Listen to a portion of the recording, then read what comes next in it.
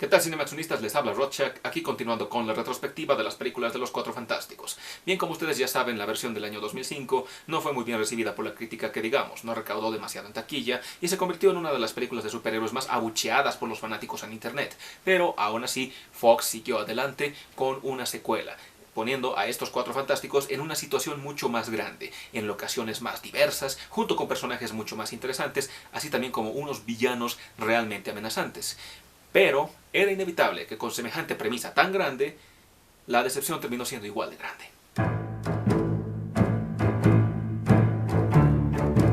Los Cuatro Fantásticos y Silver Surfer. Ok, lo siento, no tengo figura de acción de Silver Surfer. Esto es lo único que tengo que sea cercano a él. Ok, francamente, esta es una de las películas del año 2007 que yo menos estaba esperando ver aquel año. Es decir, en el año 2007 estaban muchas grandes películas llegando a los cines. Spider-Man 3, Piratas del Caribe 3, Transformers, Los Simpson, películas que yo estaba ansioso de ver. Y Los Cuatro Fantásticos y Silver Surfer no la vi venir, en serio. No vi venir esa película. Llegó desapercibidamente hacia los cines en mi ciudad. Claro, yo vi el avance del tráiler donde la Antorcha Humana y Silver Surfer están volando por la ciudad. Ese sí lo vi, pero después de eso no vi ni el segundo ni el tercer tráiler. Me enteré que la película se había estrenado en mi ciudad justo cuando estaba viendo televisión y se estrenó ahí el spot publicitario. Yo, wow, ya se estrenó tan rápido, tengo que ir a verla. Y pues después de ir al cine a verla, me decepcioné y al mismo tiempo me alegré. Y enseguida voy a explicar por qué, empezando con los puntos buenos de la película. Número 1. Los Cuatro Fantásticos.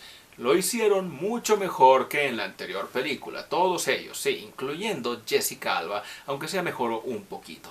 Pero los demás, realmente, me gustó mucho verlos en pantalla. Tenemos aquí a Reed Richards, quien sigue siendo un científico brillante y al mismo tiempo despistado. Muy despistado. Es un dolor de cabeza ver cómo pospone su matrimonio y al mismo tiempo es bastante hilarante. Pero cuando es un científico brillante, wow, se destaca, honestamente. Cuando ve la forma de ayudar al ejército a detener la nueva amenaza que se acerca a la Tierra, y obviamente algunas veces falla, pero luego lo logra, es genial, me encanta. Ese sí es el Mr. Fantástico para mí.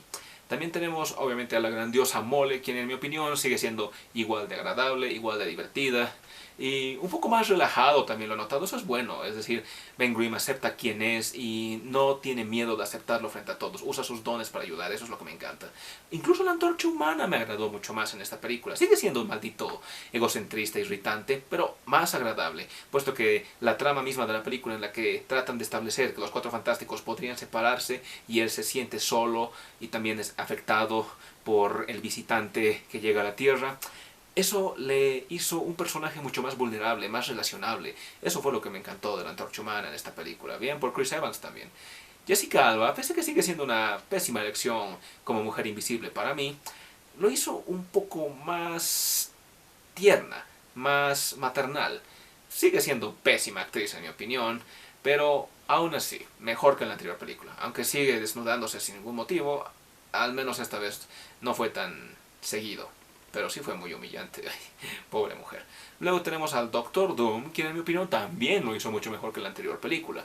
Aquí tenemos a un Doom un poco más misterioso, un Doom un poco más paciente. Él espera a que algo suceda para que él tome beneficio de ello. Y ese es Doom en mi opinión. Cuando el ejército mismo confía en Doom, ya que Reed Richards está fallando en ayudarles, yo digo, no, es un pésimo error. Y cuando veo que ellos reaccionan de una forma tan abrupta al ver que Doom sigue vivo, sí, honestamente yo también habría tenido esa reacción como la tuvo la Mole.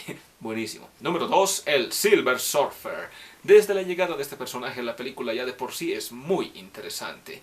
Antes, los Cuatro Fantásticos solo estaban en Nueva York, lidiando con sus poderes, peleando contra Doom, de una forma muy poco impresionante de forma visual.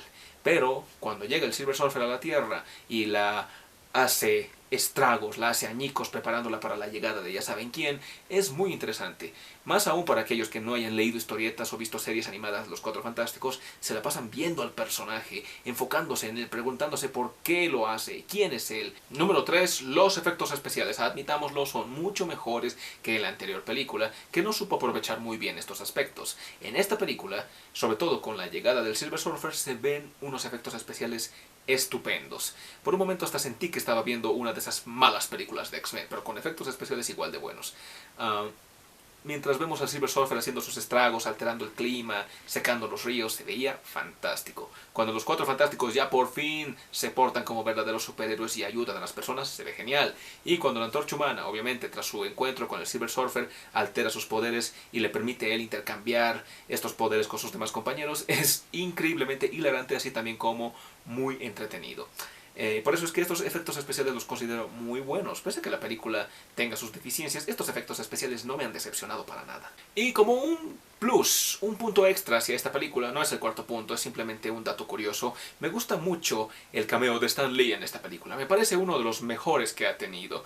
A decir verdad, es muy normal ver a Stan Lee tener un cameo en una película de Marvel, ya sea hecha por Fox, Sony o Disney, pero en esta película me gusta mucho su cameo porque no solamente es un cameo pensado para que él solo aparezca y ya, es un cameo que está basado en las historietas. Si es que alguna vez han leído la historieta en la que Reed Richards y Sue Storm estaban casándose, o si han visto algún documental, sabrán que Stan Lee junto con Jack Kirby estaban invitados a esa boda, pero el guardia de la puerta no los dejó entrar y terminan perdiéndose la boda. En esta película hacen un tributo a ese suceso en las historietas. Stan Lee trata de entrar a la boda de Mr. Fantástico y la Mujer Invisible y el desgraciado de la puerta no lo deja entrar, pese a que el muy simpático ancianito admite que es el grandioso Stan Lee. Desgraciado guardia. A decir verdad, me pareció un cameo muy chistoso, así como también muy penoso, porque pobre Stan Lee no entró a la boda. Yo quería que Stan Lee entre a la boda. Le dejan a Stan Lee entrar a la graduación de Peter Parker, o le permiten entrar junto a una fiesta con los Vengadores donde se pone ebrio y dice Excelsior, pero no lo dejan entrar a una maldita boda. Desgraciado del portero. Por eso me parece uno de los mejores cameos que tuvo Stan Lee jamás. Más sobre todo aún porque es un cameo donde Stan Lee admite que es Stan Lee. No es un viejito cualquiera como siempre tiene sus usuales cameos. No, aquí Stan Lee admite que es Stan Lee y aún así lo siguen tratando como un viejito cualquiera. Ahora pasamos a hablar de lo malo de la película, lo cual es bastante considerable. Número 1. El humor de la película. No me gustó para nada. Sí, verdad, el humor en las películas de superhéroes me parece algo bastante irritante, y más aún cuando es más irritante de lo normal. Este es un humor que ni siquiera Disney y Marvel se atrevería a usar. O tal vez sí, pero no lo usarían tan mal. Este es un humor que arruina muchos momentos dramáticos en la película. Hace que los Cuatro Fantásticos parezcan unos bobos y en ciertas ocasiones hace reír muy a gusto. Sobre todo cuando tenía 17 años me gustaban mucho estos chistes. Pero es porque en ese entonces no había película seria alguna que me hiciera mantener mi estatus de que una película de superhéroes puede ser chistosa, pero tiene que tomárselo en serio. Y esta película no lo hizo por culpa de ese maldito humor.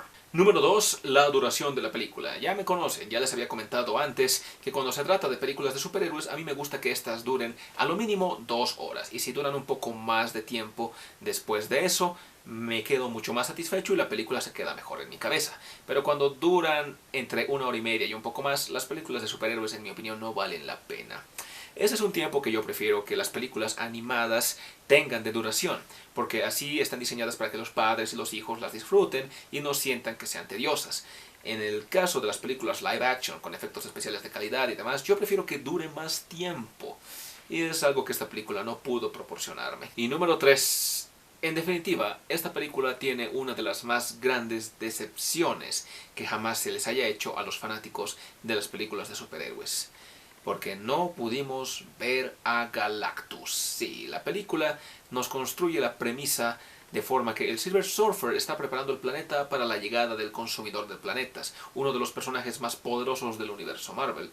Están a punto de llegar y cuando llega a la Tierra, no es más que un montón de humo, tierra, tornados, no sé, eso no era Galactus. En algunos momentos se ve la silueta o la sombra de Galactus con la forma de su casco, pero no vemos a Galactus. Y es una verdadera decepción en mi opinión. Al final de la película me hubiera gustado que al menos se lo viera un momentito, pero no recibimos eso. Bueno, es porque la película en ese entonces estaba siendo hecha con el propósito de conseguir una tercera parte, en la que seguramente nos hubieran querido mostrar a Galactus, pero como no fue así, terminamos simplemente con un montón de humo en el aire. Es una verdadera lástima.